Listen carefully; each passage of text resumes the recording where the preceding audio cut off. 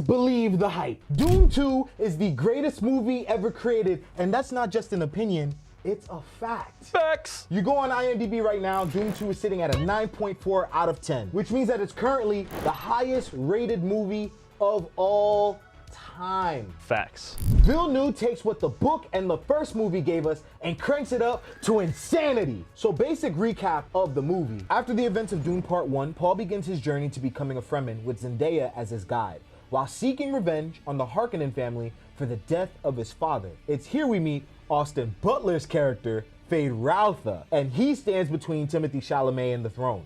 In between that, we get a beautiful story of love, war, and theology. Everything that speaks to the human condition. And what does that make this movie? The greatest movie of all time? Perfect. That too. It was perfect. Perfect. Perfect! Dune Part 2 is $190 million. What you get on screen is just, it's almost like watching a magician. Greg Fraser is doing the cinematography. The thing he does so well here and understands how to capture and utilize the IMAX space correctly. So I've read the book, and what Denny does in Part 1 is a lot of direct, like, this was in the book, let's put it on the screen, to build this world. But now he has the world built. He takes a lot of liberties with this one. This one, he cuts some major things out, but everything he does is in service of Paul's story. Where it's like, as someone who read the books, I walked out of the movie last night and was like, that was a perfect adaptation. And the essence and all the major beats are still there so that he can, at times, whip that book out, which is in his back pocket, on set every day, and be like, let's throw this on screen. Welcome to another episode of Kaylex Encounter, and if you've been here before, we got a special guest today, CMAN of the Cinema Sit Down. I'm upset the homie Quan ain't here. I'm like stealing the seat again. One of these days, I gotta be here when he's here. You see a film like Dune Part 2 and you think, that's either the last great film of a dying Hollywood or proof that there's still a bit of life left in the industry. Either way, it's a wonder and absolutely perfect. So currently on Rotten Tomatoes, the film is sitting at a 97%. Currently on IMDb, it's sitting at a 9.4 out of 10, right? But that 9.4, not only is it the highest rated movie of all time, above The Shawshank Redemption at number 1 with 2.9 million votes. Ooh, that's a lot of people. The Godfather 9.2 with 2 million, and The Dark Knight at number 3 with 2.8 million. Once it gets a wide audience release, I think the movie will end up shooting down to about 8.5 to 8.9. Yeah, you wanna throw a popcorn bucket on this? Because I think it's gonna land somewhere between 9.3 and 9. I think it's still gonna be in that all-time 9.3 and 9. Can I just admit something between us? I teared up. It wasn't because of the emotions, the mastery on the screen. There's a scene where there's a lot happening. There's so much happening, and yet I understood what was going on. Mind you, I didn't read the books. I didn't look into the story of this, but there was just a million different moving parts, and I'm just like, only a master of the craft could do something like this. And the last time I seen direction like that, imagine Mad Max Fury Road. There's people jumping from car to car, and yet you still get what's going on. And then there's barely any dialogue. When I tell you, as a director myself, watching this movie, I completely understand how Anakin fell to the dark side. I understand why Odin gave up an eye. I understand why Kratos asked Ares to help him. This movie is the same way that I felt the first time I saw the original Blade Runner.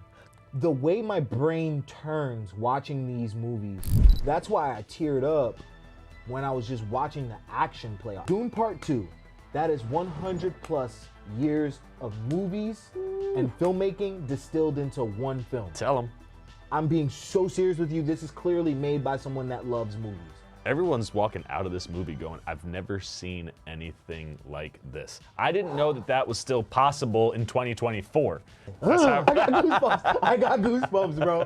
Yo, there was like scenes in this. I was so hyped watching this movie. The guy next to me started getting hyped because I'm watching the screen and I'm just like, yeah! Like I wanted to join them. All of this stuff is going on screen and there's minimal dialogue. And for me, it feels like you're like hooking a wire up to my brain. Like imagine the Matrix. Yeah. You hook a wire into my brain and all of a sudden I understand everything that's ever going on in the film. That's why I say the 100+ years of cinema. Denny is a guy who clearly consumes film as much as creates film. And like you said, like you get emotional as a film lover watching a man who's not only perfected his craft, but understands the craft as a whole, where it almost feels like he's just perfected the craft. You know what I mean? No other movie sounds like Dune. You hear that, do it, you've been doing it all night.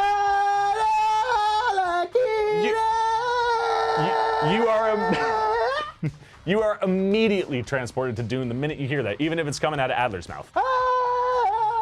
Okay, my voice is like, I'm doing it terribly, but I was doing it way better earlier. But even doing it terribly, everybody knows exactly where we are now. We're talking about Dune. Like, it doesn't sound like anything.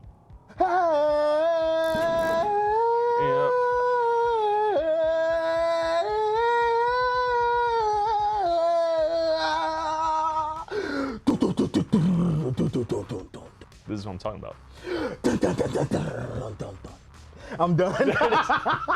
Timothée Chalamet. Silence! I said, ooh. Scary. I didn't think he was a scary guy. He doesn't come off scary. He put a little fear in you. No, it's that arc that he Yeah, has. Like from part 1 to part 2, Ooh, I don't wanna spoil different it. people. 2 different people. I mean, no, look, man, I love me some Timmy Tim, bro. I've been on that train for a long time, and seeing him emerge into this type of role is something different for him that I love. But everybody in this freaking movie is amazing. I mean, Zendaya, again, this is a character that everybody wanted to see in the first movie, was barely in it, so you gotta build, you gotta give her stuff, and she's his guide. Just, you wanna talk about looks visually?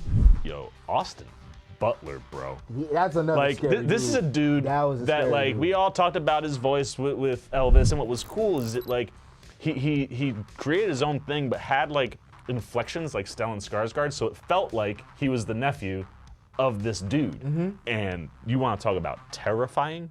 This He was guy, scarier than Batista, and Batista is like physically scary. bro. But the fact that his character is a controlled mess, I think that is what's so terrifying about him. I would have been okay with an 8-hour-long movie. I would have sat. I'm not even lying to you. You're shocked right now. Eight's a 8 hours. long movie. Give me 2 intermissions. Sign me up, bro. I'm locked in. What I will say, for me, that I can say right now without a doubt, is this is without a doubt, and I said it twice, that's how much of a without a doubt it is, my favorite and the best sci-fi movie I think that's ever been I made. can give it that. Look, guys, have you guys seen Dune yet? Go out into theaters. If you haven't, watch Dune Part 2, please. Spend the money. Watch Dune Part 2 in theaters. I'll send you $25. It's a beautiful film. You won't regret it. And if you have seen it, click over here for our spoilers review. And we also got the chance to watch Avatar. So you could click over here and see our Avatar review. And we'll see you in the next encounter.